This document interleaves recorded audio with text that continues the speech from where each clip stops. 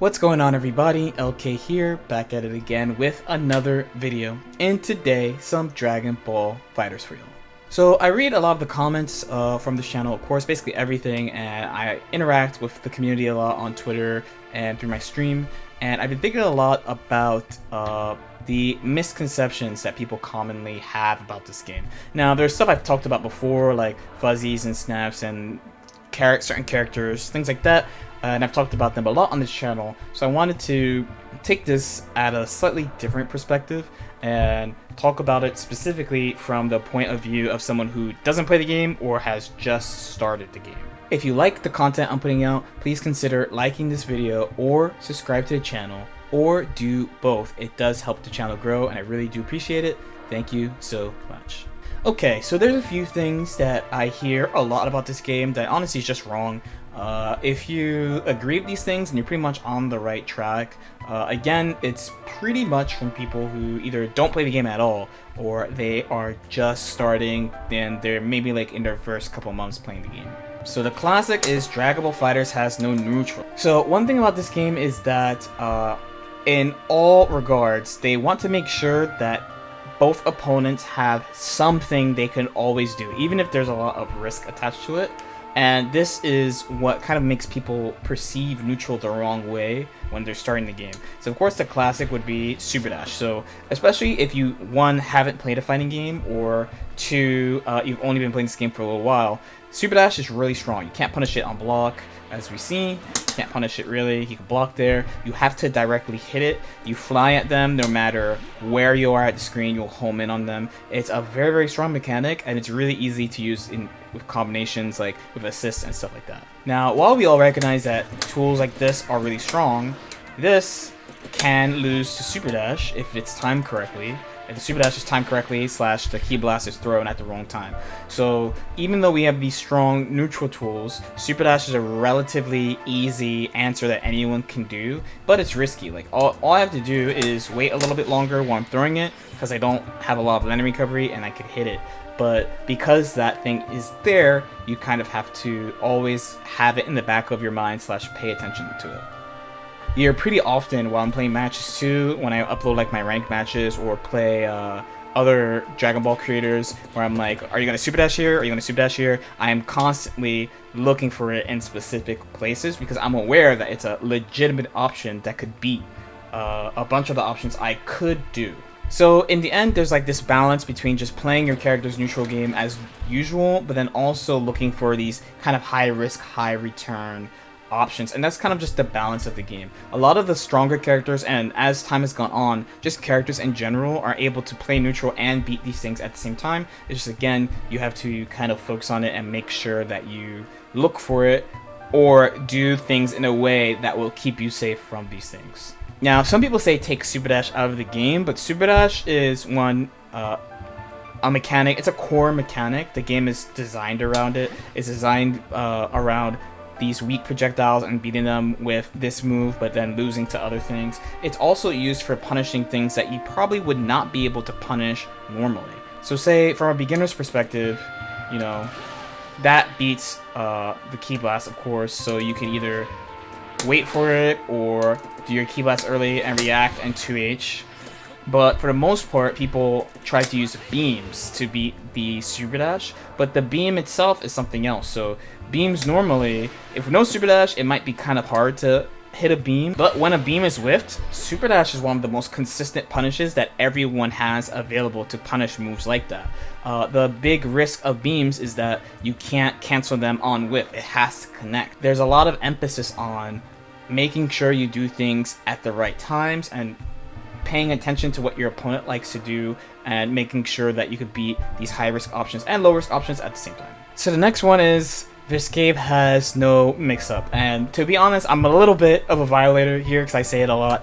When I say it's an exaggeration, of course, this game has plenty of mix-up, but the devs do have a tendency of either removing things or weakening things since the game has come out. When this game came out, there was a lot of crazy stuff from Ginyu ignoring cross-up protection in certain ways, way more ways to do high-low mix-ups with way more characters.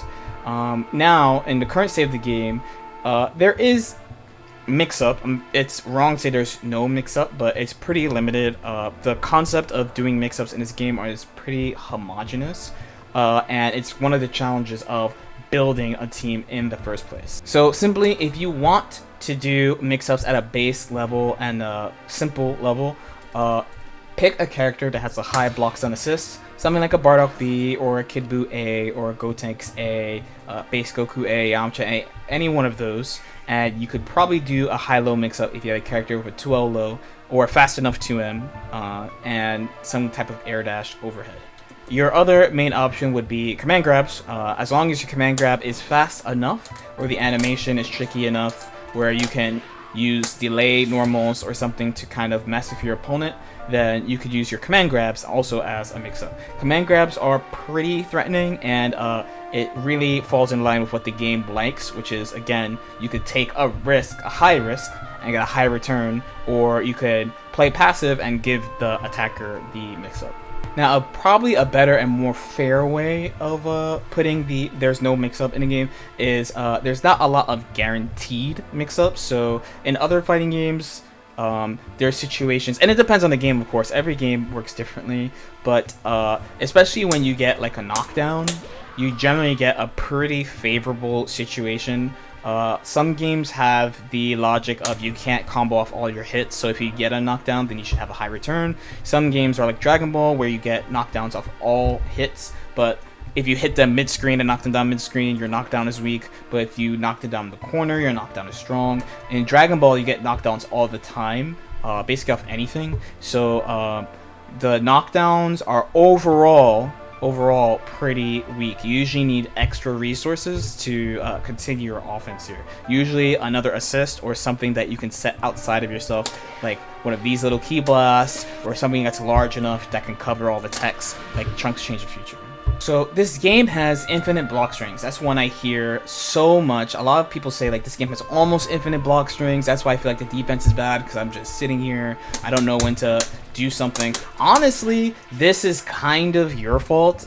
You should either learn through experience or go into training mode to see what to do. The game gives you all the information you need on all the moves. There's not that much the game will not tell you.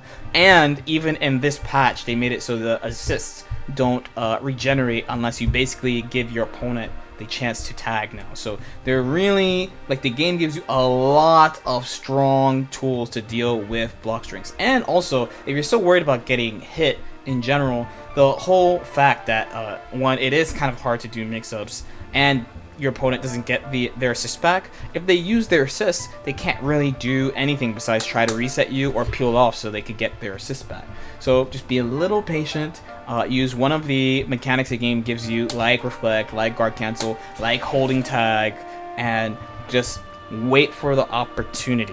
If you don't know when to escape, there's a couple of ways you can tell that you will have a chance to escape. One is if they end with a special move that's minus on block.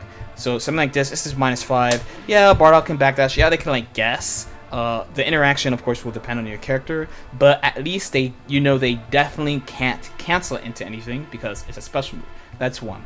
Two is the later they go into their string, the less follow-up options they have. So if someone is doing this to you, this can be pretty rough, and you basically have to blindly mash, and every time you see a jab and they block a jab, you realize they could do another jab, they could do a medium move, heavy move, key blast, special move. They have a lot of options. But by the time they get to their heavy move, depending on which one they do, if they do an H, all they have is key blast or special move. If they do crouching heavy, all they have is special move. So basically, you know, at least the character that's directly attacking you, their offense is almost over, and you can try to do something.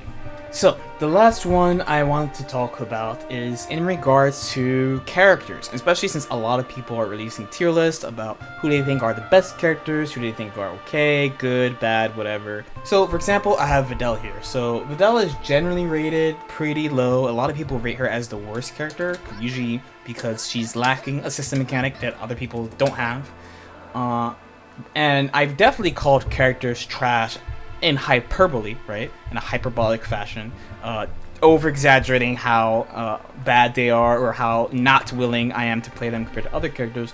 But in the scope of this game compared to other fighting games, there's not really any bad characters. Like the worst character, let's say Videl is the worst character. She has pretty good neutral, like she can summon in neutral, right? She can lunge at you with this. She has good mix-ups. You know, she's got Rekkas for mix-ups. Yeah, the defender can interact with them, but again, that's a pretty common theme in the game in general. She has a lot of reversal options, some good, some not so good, but again, she has a bunch of them. A lot of the weaker characters in this game, it's not usually that they are actually bad, it's that either there's an idea that is expressed in another character better, there's something that they tried to do that they didn't implement well, or they wanted the character to do something and they're not good enough at doing it, or they are lacking some type of tool to like complete their game plan.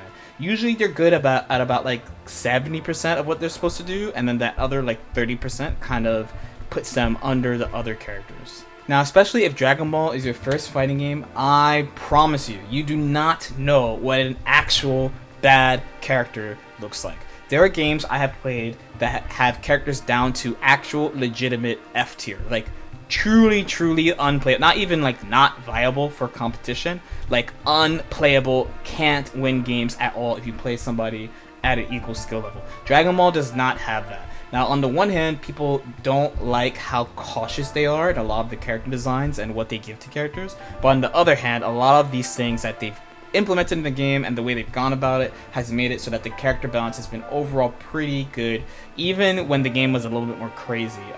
Season 2, you know, people said it was really stale, and a lot of people are all using the same things, but it being a team game and there being about, I guess, like 36 characters at the time, about 13 to 15 characters were viable, so it's almost half the cast. Right now, I feel like it's about 3/4 of the cast is viable for competition, which is huge compared to other fighting games. So I think the game is in a really good spot in regards to that. Okay, hopefully that all made sense to you guys. Again, the other things I had in mind, like things like about Snap and fuzzies and stuff, I've talked about on the channel before a lot. They all have their own videos, so if you are interested in that stuff, you can go check it out. I wanted to specifically address this from the perspective of somebody who was just starting the game or who doesn't play the game at all and just kind of like outside looking in. As usual, if you have any questions or comments, feel free to leave them in the comment section below. Like and subscribe if you feel like it, and I'll see you next time. Peace out.